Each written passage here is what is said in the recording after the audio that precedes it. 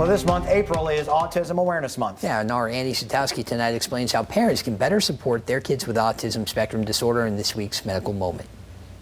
The CDC estimates about 1 in 54 children has been identified with autism spectrum disorder in the United States. Dr. Aaron Barkow, a pediatric psychologist at Helen DeVos Children's Hospital, explains the disorder is a continuum of symptoms related to social interactions and restricted and repetitive behaviors. Differences in social interaction may be related to things such as expressing emotions, understanding language, and building friendships with others. Restricted and repetitive behaviors may include things such as really adhering strictly to a routine or having a difficult time with transitions, maybe perhaps a strong interest in something, or even sensory differences. And while 2% of the population may fall on that spectrum, Dr. Barkow says that all people can have some of those tendencies. We all have symptoms that kind of fall along the autism continuum, but it might be helpful to seek additional guidance or support when those symptoms start to interfere with your ability to relate to others or join in others' play, or even in your career or other facets of life. For parents, she says the best thing they can do is be their child's advocate at school and recognize the small victories along the way.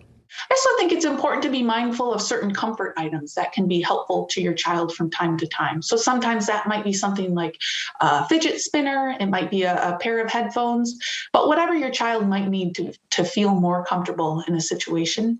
Dr. Barkow says there are also ways to support those with autism and teach your kids to do the same, encouraging them to be a lunch or recess buddy.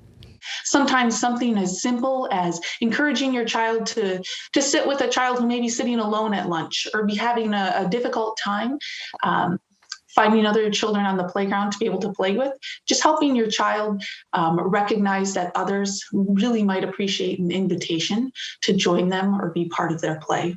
And if your child has autism, it's helpful to plan structured social activities and motivate them to find other kids who share similar interests.